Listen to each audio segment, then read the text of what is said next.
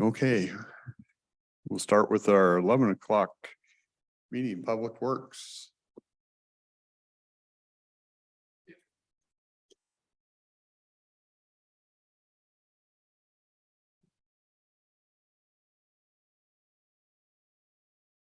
No, yeah. So we don't have to do this.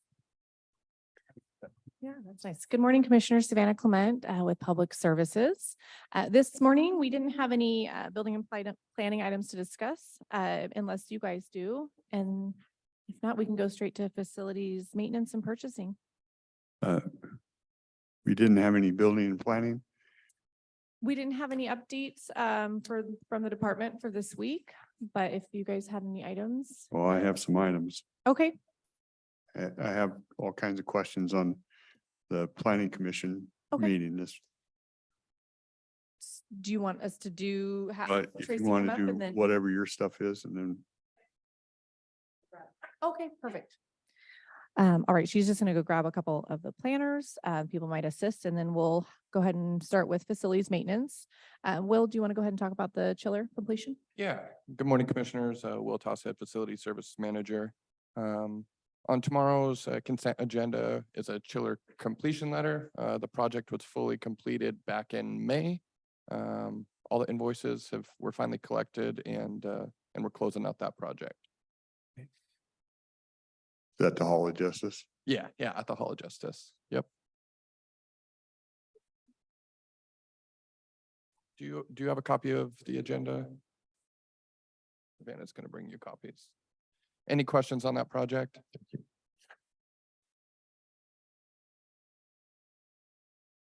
I don't see any. How did the temperatures at the Hall of Justice fare during the super hot weather?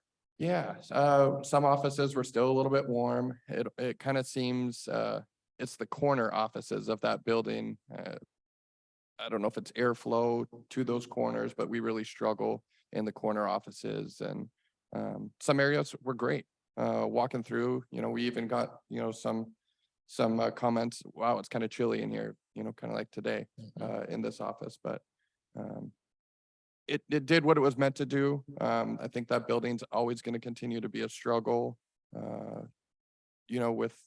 with the systems over the years, but the chiller's doing what it's supposed to. And the fact that huge plate glass windows Yes. are difficult to regulate. Yep. Yeah. Yep. Looks fancy, or it did in the 70s when it was designed, but it's now not such a state of the art. Yep. Model. Not enough reason to implode the building, however. Not yet. No. All right, so we'll go ahead and move on to the other item, which is the facilities 5-year tentative plan. Our original plan was to present this during budget hearing times. However, I believe the board will have a presentation regarding ARPA funding attached to some of our HVAC proposals. So we wanted to go ahead and get this in front of the board before Wednesday's afternoon session. So you have seen this previously back when we brought it last year. This is our revised list moving forward for the 2024 budget year and on. A lot of the items will have remained the same with the exception of items that we've completed. And I believe that at the 1:30 meeting on Wednesday, Carolyn and others will be bringing forward an ARPA request. And I don't want to get too down in the weeds just because I wasn't at their last meeting, but mainly focusing on HVAC funding with ARPA dollars remaining. So the ones I had in mind were item number 13, Hall of Justice HVAC, that we have earmarked for $990,000 for next year, and then $790,000 the preceding year, 2025. So this is really just for your review, and we'll continue to go more in depth with this at the budget hearing meetings. So you just kind of have a heads up on this item.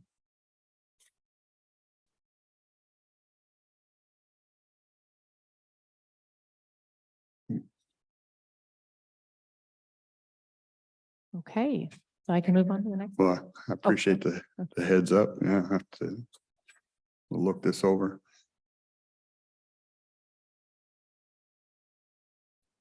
So with that, and just wanted to give the board an update on our steering committee progress. We'll be meeting actually this afternoon. And then we have a Remind second. me what that means. The word Okay. steering committee is used so often for so many different things. So facilities, space needs steering committee. And this committee, I talked about it a little bit last week. This is to determine some facility spatial needs for the county. We're focusing on the. This is the other capital improvement committee. This is not the where capital. all the improvement committee. campuses are represented. Correct. This is not that. This is a volunteer-based committee to determine facility needs countywide. We're focusing on the Hall of Justice as our primary facility. I would call it not a study necessarily, but as a group, we're coming together to determine our needs there, what we'll do with the existing building, what we could do in the future for a new law center building, locations. We're addressing spatial needs currently. So we're meeting today to go over some of our findings. Our team had some homework that we have done that we wanted to present to the group. And to do so, to try to accommodate the court schedules, we're doing that in 2 meetings. And the first of the 2 meetings is today, and the second meeting will be August 31st. I can go on if you guys want more information. As far as having everybody represented, this was a voluntary committee, whereas CIP, we actually have, I call them delegates, but representatives from each location, as you mentioned. The steering committee is comprised of people who have volunteered to get involved to kind of move this forward. Yeah. So their recommendations will go to the CIP before they come to us, right? I envision it as actually coming to the board first to make sure that we're on the right plan before even going to the CIP committee. Yeah. And I sit on that committee, and part of my job is make sure you guys know what we're looking at, so I can get your input as we move along. You sit on which one? This. The facilities needs committee. Yeah. Mhm.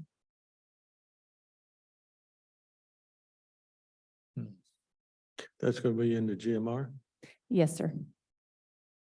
at 3:00. 3:00 Today. today.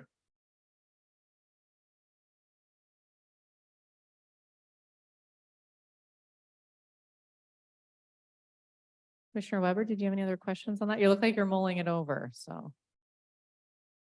Oh, it just sounds like it's an end run around the capital improvement committee, so, but that'll work out later, I guess. Okay.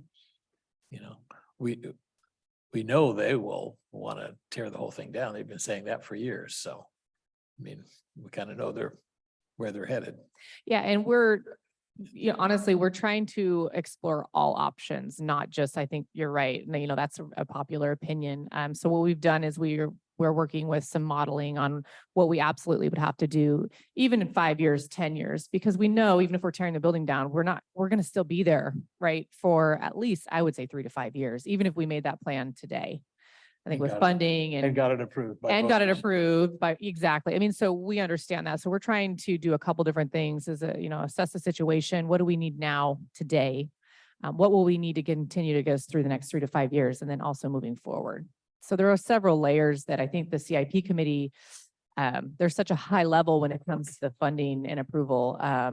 This was kind of more just a steering committee group and brainstorming. To bring to the board. I don't then understand why we would budget $1,006,000 in additional improvements to Hall of Justice if it's going to be torn down. I don't know that it'll be torn down. And that's what I'm saying. The budgetary items that we have will be for our needs currently for the next 3 to 5 years. So even if we decided again today to tear down the building and the board said, go for it, we got it voter approved in a perfect situation, we would still need heating and cooling there. And we would still need electrical upgrades. So those are the things that we're finding throughout this committee, what we would need just now, just from all the deferred maintenance. I'll be interested in hearing the recommendations. Yeah. Okay. I don't think tearing down, you're right, is a popular thing, but people do all kinds of things with building. I was back in Minneapolis over the weekend, and the old Pillsbury, building has been there forever, and they're repurposing that finally into condos and stuff and bringing it up. And it's just this big old brick building. So always the first thought and the easy thought is, well, let's bulldoze this thing. But I think you can look at other options. It's amazing what some people turn things into.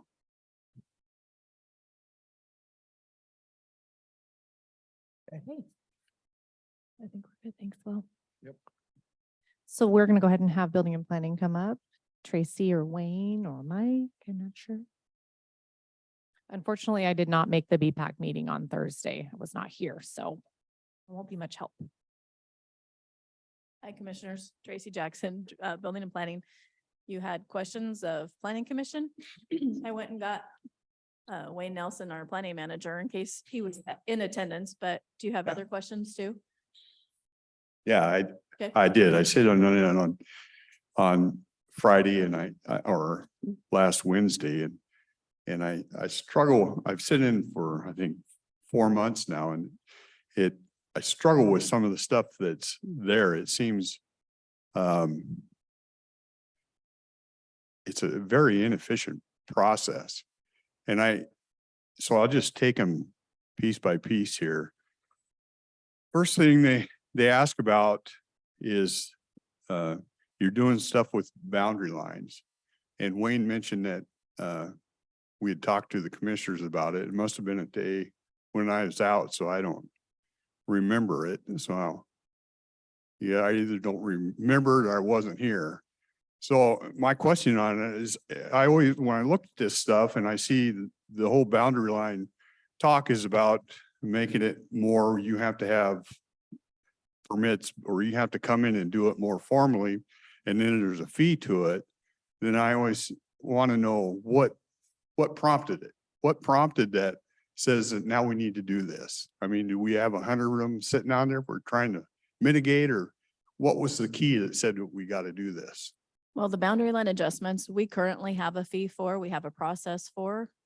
Anybody can record it. They don't have to go through our office. And that is becoming a huge issue. Huge. Define it for me. How Um, many people over the last 2 years have we had to Um, mitigate this stuff with? I don't know about in the last few years, but overall, so what happens is larger pieces of property, huge, like acreage, they get segged down into the 10-acre parcels. They sell those off. Then that excuse me, that buyer divides those up, either large lots or short plats. And then usually in between all of that, someone comes in and boundary line adjusts 1, 2, or all of the lots.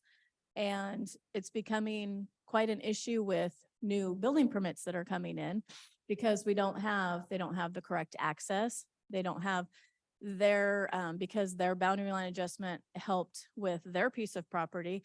But now someone's well or septic or building permit on the other side of the lot, or that's not affecting them. They're encroaching on somebody's drain field, their shop, their whatever, and they can't fix, change, do anything. And it almost landlocks them to where they can't do anything. Once again, give me numbers. How many times does that happen that we got to make everybody go through this? We weren't asking to change the fee. We were looking to keep the same type of fee, just make it a more standardized process to basically protect the new buyers. A lot of times I know It's Savannah. not our can- job to protect people. It's our job to ensure they have freedoms to do what they want to do. Correct.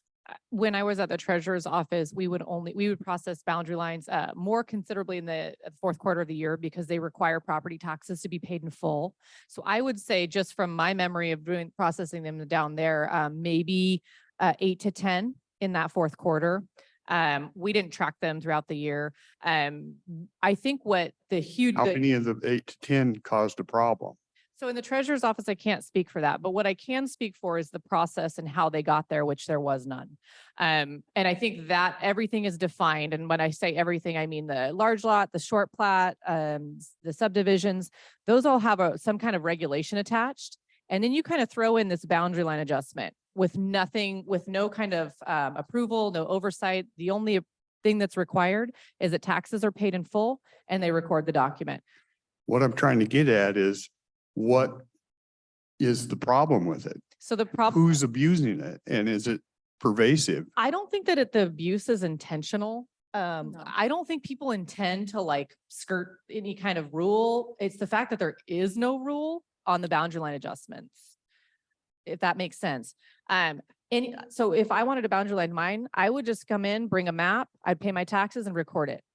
And then I sell my land, which is fine, but then I sell my land and what they're alluding to is Tracy buys my land and this kind of weird boundary line was done and it has no assurances that it's not landlocked and that I have access per, road. So I think that's what she's saying when she's saying that the abuse of it isn't so much intentional. I don't think it's So intentional. how many times does that happen? It's come up, I'm not a fan of imposing more restrictions on people if there's not a big problem out there. And so I want to know what prompted this. Is it just somebody had a bright idea no, or it just, it's people are, we're having customers come in for building permits and they don't have maybe a legal lot to access their piece of property, but they don't know that.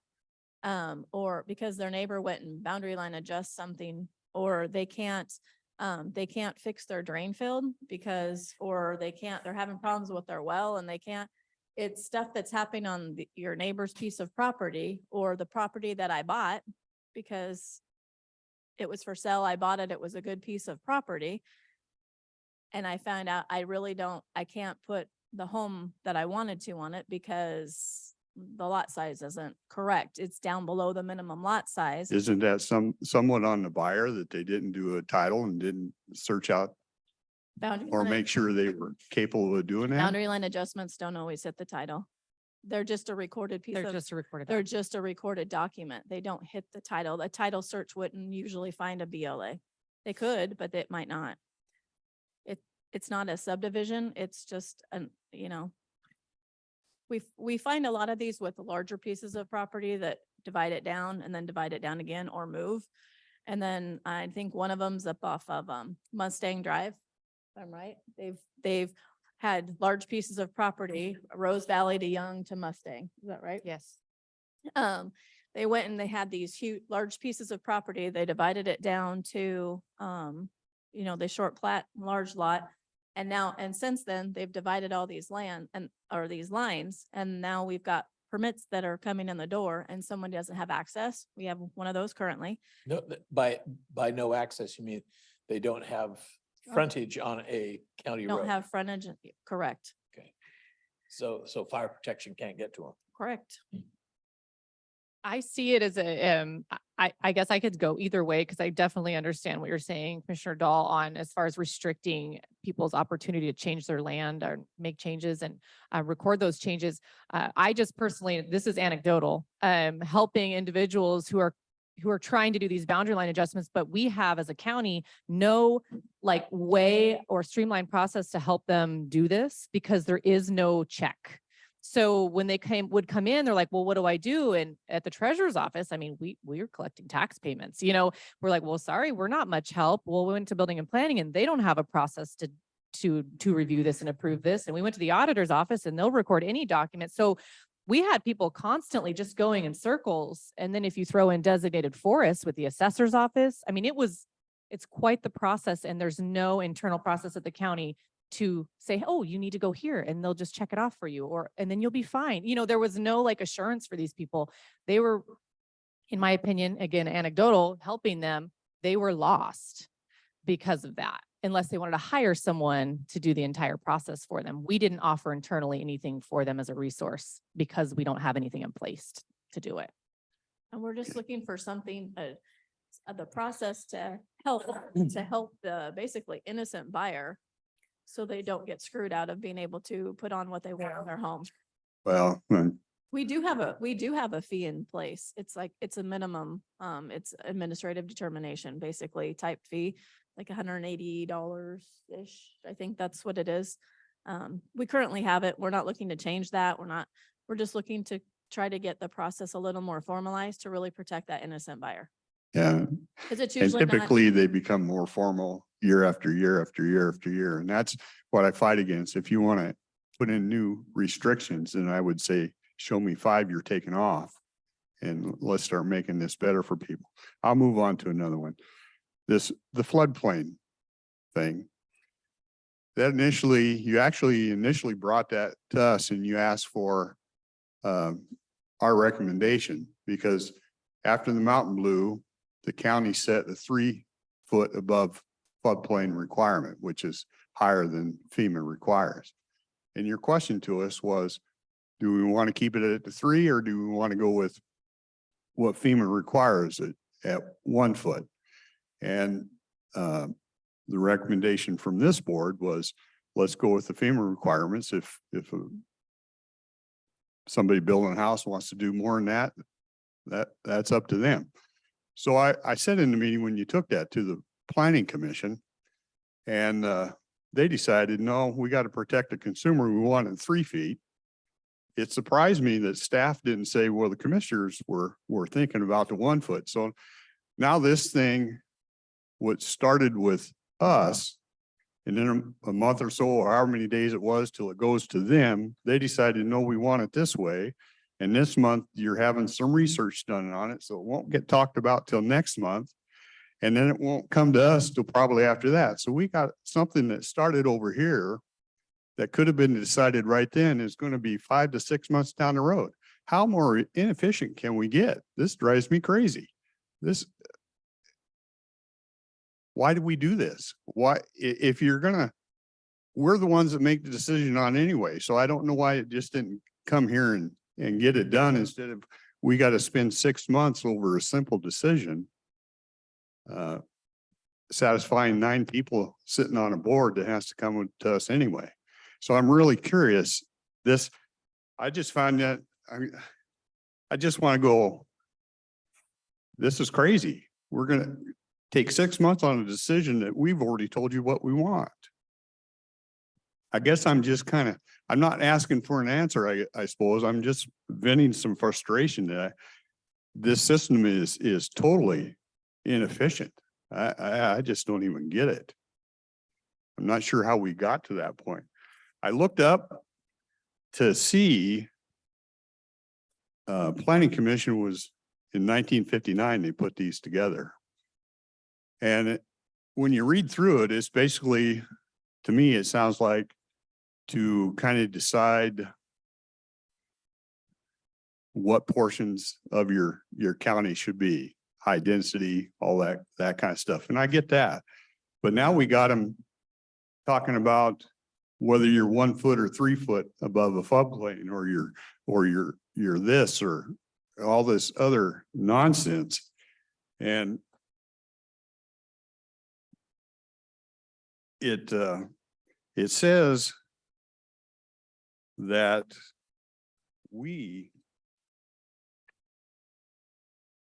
official controls, do we have a copy of county adopted official controls that we ask them to do? Because the county, from time to time, we may request them to do certain things. So I'm trying to find, if you have a copy of the things that we requested this commission to do, I'd like to get a copy of that, because I think Do that. there's a lot of things that are totally inefficient that could come to us direct, get it decided, and on we go. Okay. We can get those in how our board wants them to look. We utilize the hearing examiner a lot too. So we don't use the planning commission for that. We use the hearing examiner too. And this is probably a question more for my board mates. In this, it said you can have a planning commission of 5, 7, or 9 commissioners. We have 9. How do we get to 9? And we have people on there that sit there. It's almost like a lifetime appointment. They've been there forever. They have. There's no turnover on this thing. And I think, well, I'm at the point where I'm working. I'll come back with some suggestions, because I just think it's totally inefficient. And I'm just giving my colleagues a heads up that I'll be offering some suggestions down the line, because I don't see any turnover on that board. There's 9 of them, which I totally don't get why we need 9, especially if the main duties are to keep us up to date on how we should be planning in our county. I think we've given away a lot of duties that really, I don't like that we give unelected committees, departments, whatever, the ability to affect the public when they don't have a throat to choke. They can't unelect them. They can unelect us. We're the throat to choke. So those are the ones, whether we like it or not, we're the ones that put on our big boy pants and make the decisions. And that's the way it should be. Shoving some of that stuff on the unelected positions, I'm not a fan of. And so I want to, once again, I'd like to see that list of things we ask them to do and see if we can't pare that down. Then the last thing is we have an advisory council. Mr. Chairman, if I Yeah. can make a comment on that last Yeah. one. I appreciate what you're doing and saying, and I'm okay with that. I do want to comment on the count of 9. There's one thing that I definitely want out of the planning commission, and that's not so much check the box out, because these folks can do the check the box out. Have they done everything? What I need out of the commission is a sense of where the public wants to go with, it's always a contest between property rights of the developer and property rights of those neighbors. And I really crave input from the public on that. So in my head, I think 3 from each of the districts adds up to 9 in all. And I don't expect a uniform, I mean, it just puzzles me when we get everything is a unanimous agreement on it, which should be alarming to anybody. And so I'm not sure what fight I'd pick, but you got me. Yeah, you can do it in different ways. With 5, you can actually have a department head from the county sit on that. With 7, you can have 2 from the county and have a mix. And yeah, with the 9, they don't usually disagree. I've sit in there and listen to them. I won't go into the other story, but I'll save that. But so I looked up and I said, okay, we have a BPAC, and I attend BPACs when I hear, and I think it's valuable. And then we have a planning commission, and I said, why do we have both? Well, BPAC was formed by resolution in 2007, and it basically is responsibilities for the advisory council will include review of the department's work plan, stakeholder and customer input practices, service levels, process performance, implementation of new technology, and developing new regulatory guidelines and standards. And this BPAC is set up to, any of these changes are to be presented to us. So we set up a BPAC that's supposed to look at a lot of this stuff, and if they recommend changes, it comes to the Board of Commissioners. And then we have a planning commission that looks at stuff. And I'm not really sure I understand the difference, other than the whole county where high density should be and all that, the county planning. So were any of you around in 2007 to understand why we thought we need? And I actually think these people are probably more valuable, if you want my honest opinion. I wasn't in the department, but I was around in 2007. BPAC was set up for a holistic approach, for an overall kind of a bring in industry professionals to hear what was going on in the streets, and to make our department work jointly with the industry professionals, as well as look at policies and anything that was affecting what we do, what's going to affect them, and get that cohesive approach to make the commissioners aware. That's why we have a commissioner on the as part of the BPAC, just because you're the voice of the board. And then my position, and then we bring staff on just as part of that that committee. That committee is in my mind, very effective. right now we have good momentum with that committee. They're very active. They're more of our active customers too at the counter, to where they really are out there, the boots on the ground. They see it and they are living it. And so, we work with them to try to make it better for, what they're doing out in the field. Planning Commission is for quasi judicial and legislative matters. It's for the land use applications that come in that need to have that, shooting off the hip here, but they have, those applications have to be heard in a, depending on what kind of application they are. And that's what's in our ordinances. So we would have to change those ordinances on some of those. Well, as Commissioner Morton's alluded to, you're actually easier to get public input through the BPAC. They can come in here and sit there and Yep, talk to us all they want. Absolutely. And we To get welcome it. public input through the planning commission, they got to sign up. And if they don't sign up and talk to them at all, then they can't talk to us. Right. Well, So I it- think it's very important not to confuse BPAC with substitute for the public, because they all have special interests. It's designed to represent the special interests that use the Department of the. That's right. And it's an appropriate committee to have, because we need that feedback on how we're serving our customers. That's Yes. totally different from a planning commission that has some very specific They statutory do. responsibilities. Now, how the efficiency of it, that's a whole different issue. But And they've that got very- some yeah.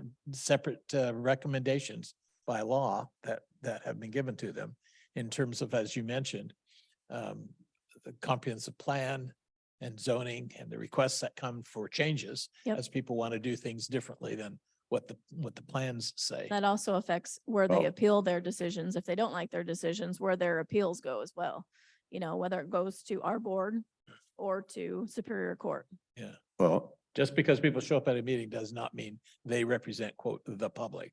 Not most people can't come to evening meetings, so that eliminates it. It's very difficult to get a real accurate reading of the public. The best we can do is well, kind of using our own anecdotes and our experiences, people that we talk to, help. I know the planning commission knows the developer guy by name. They're buddies. They don't know a lot of the public. And a lot of what we ask them to do is copy these, the county has adopted some controls, and those are things that says we may ask them to do. So there may be some things on there that I think we don't need to ask them to do anymore. At least that's my opinion. So I'd like to see those. There's just no reason in my mind why it can't be more efficient. This simple thing about 1 foot to 3 foot, and it's going to be a 6 month process. There's no need for that nonsense. And that's what we were trying to do, is make it less restrictive for the builder. Yeah. Yeah. And why you didn't tell them that the commissioner, you'd already brought that to commissioner's attention. I'm not sure. Maybe you did in private, but it wasn't in public. I sit in there and I try to not impose on those things, but I was darn close to getting up there and doing it on that one. The other thing, the only thing I caution on is we appointed a person to the BPAC that also sits on the planning commission. And that was done while I was gone. You probably know that was a person that I probably would have spoke against. And so I find that a little frustrating that that was done, but Who was that? Erica Rodman. I didn't know that. Oh, And We sat together right in that second pew right there when she made a comment, and I turned and I said, "You got to be kidding me. You knew I would have had some issues with her." on that comment, Yeah. I know what you're talking about. Yes. Yeah. We thought it would be good to have a person from Planning Commission and BPAC, kind of a voice for possibly both, to hear from both, both sides. And I think the other two were fine with that. So I apologize you weren't part of that conversation. Yeah. I see we have the ability to take people off of that too. And You can, I mean, and we can change that structure too if the board so wishes.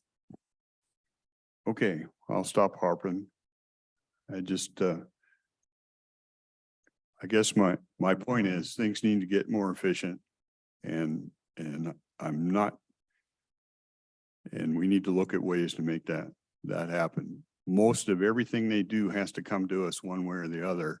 And so maybe there's some things that should be direct and get it done a lot quicker than spending months going back and forth between these two places and figuring that out. I hear you. Okay? Hear you. The board have anything else?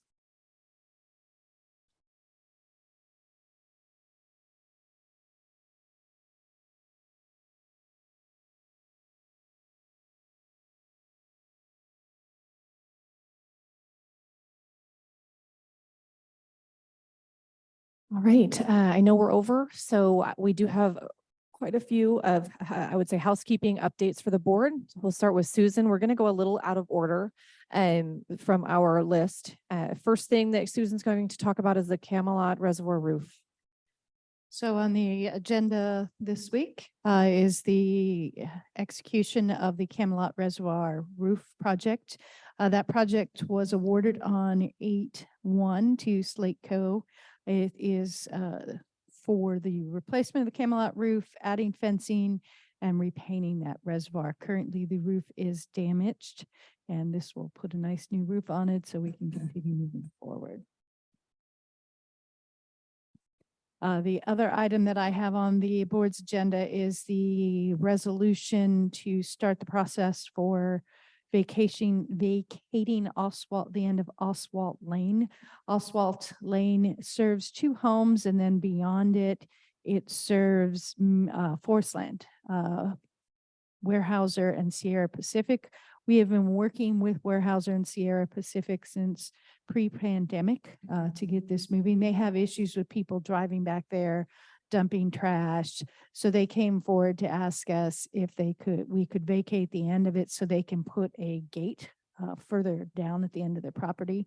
So we're going to be vacating basically from where the power lines, the BPA power lines are, to the back is the proposal. They did donate land. We had that turnaround that we worked with them to construct at the end of where we're going to vacate it. So this is just the first step in the process for us to go ahead and It's not a BPA access route also, or? To get back to the lines. So we're going to vacate it right about where the lines are. So the BPA can still drive up Oswald and get to the lines. You said it has two houses. It doesn't affect these folks. It does not affect these folks. There are 3 private property owners besides Sierra Pacific and Weyerhaeuser back there. They have been working with them. This is why the process has taken so long to grant easements through their property so they can continue to access it. So those easements will be put in place and everybody will still have access. Sounds like my place. It's an easement through, well, it used to be IP. Now it's Sierra Pacific runs it, but yeah. So those are the 2 items I have. Used to be Weyerhaeuser, Weyerhaeuser originally. and then they sold it to Long Bell, Lord, and Long Bell sold it to IP. yeah. Thank you. Next, we will bring up Sean Rowe to talk about the rest of the items, and we'll start with the ecology grant letter.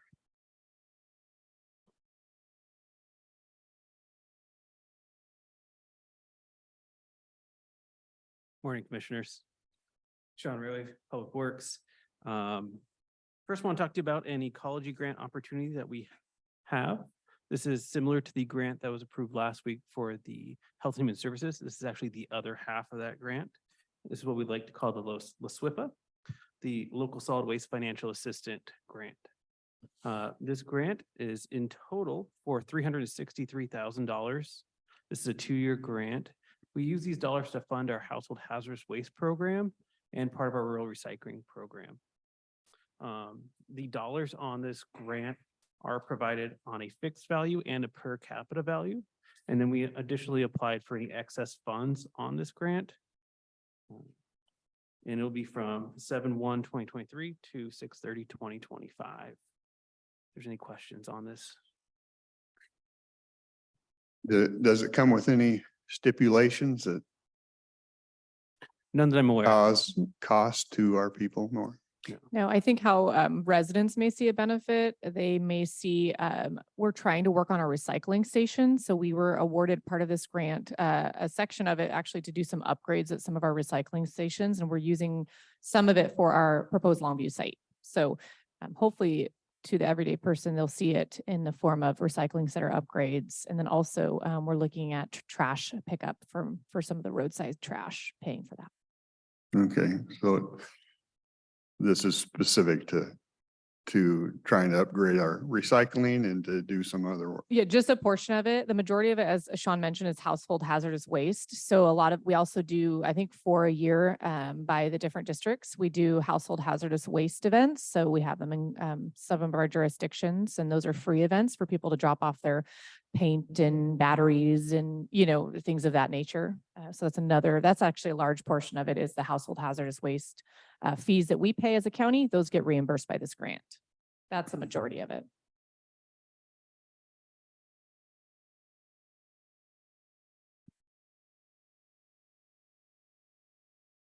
Okay, so the next item we will talk about is an item we brought forward to talk about previously, and it's that solid waste management plan that just won't go away. So Mike Moss had sent some highlights last week talking about, again, the general overview of this plan. The last plan we have in place was from 2012. We had worked on it for quite a while, and it's supposed to be updated every 5 years. So you can tell simple math is 2012 was a lot longer than 5 years ago. So we're working on some of these updates. We did have some items that came up during our update, like the crop plan. And I don't know if Sean wants to talk about that at all, but that is one thing that added a little bit more time to this update because we had to incorporate that. We've been working with Mall Foster and Longy on that as well. And so, yeah, I'll just add on. Ecology has been giving us more pressure to get this completed. And we do have it on the agenda for tomorrow as the consent item. This is a requirement of the state for all of our grant funding through ecology. We've seen it a few times, yeah, as it's come through the process. Yeah, at the time tomorrow, it'd be good for someone to just say what the purpose of the plan is. Mhm.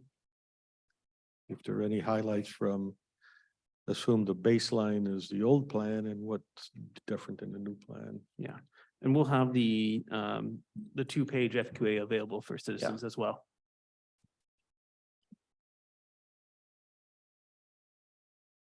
Okay.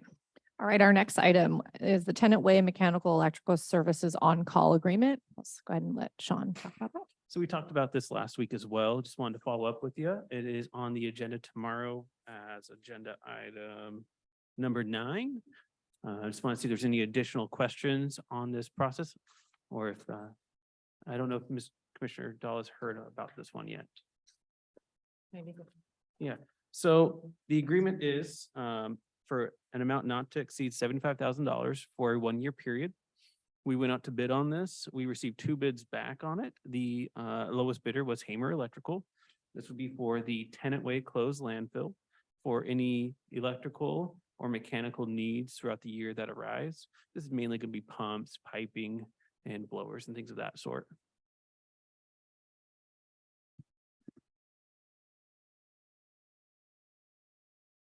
All right, so our next item is to talk about a contract via interlocal agreement with Lewis County to continue to accept their waste.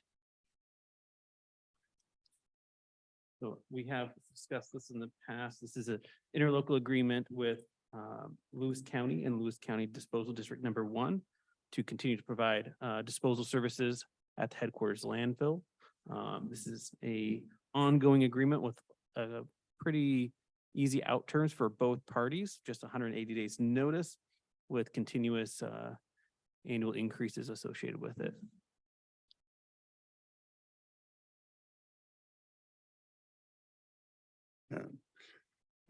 Any questions on that? I think that one really is just kind of agreement between us. It's, Mhm. Yeah, I think it's pretty equitable on both sides, so. So our last item is the surplus of the manufactured home at Storm Road. This has been in the works for quite some time. We finally have it up for auction through public surplus, and we put that on our social media accounts and shared it with the community. We had a couple people interested. We've communicated it with them as well. So that will be up for auction on September 18th through that week, through September 22nd.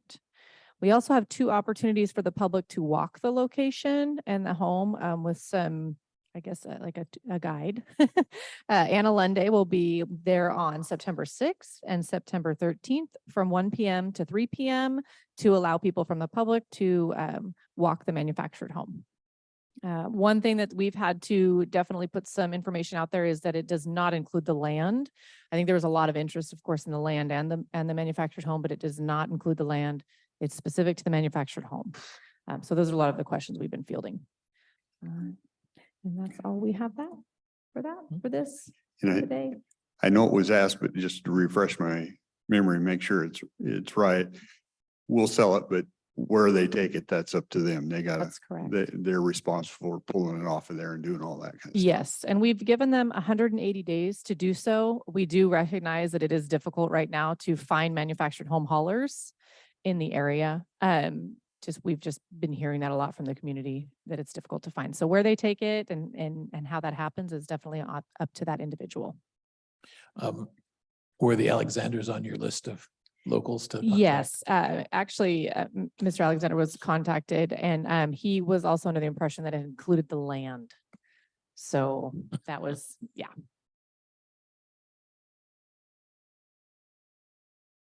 That's all I have.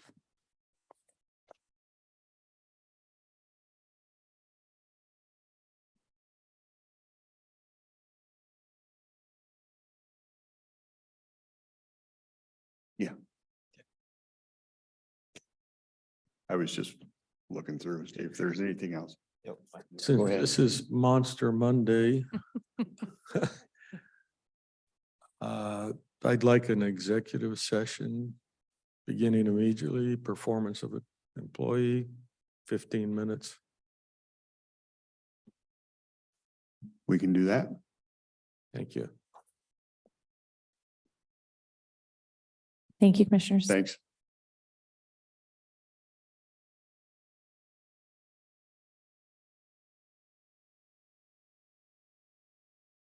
The board is extending the executive session for a period of 5 minutes until 12:48.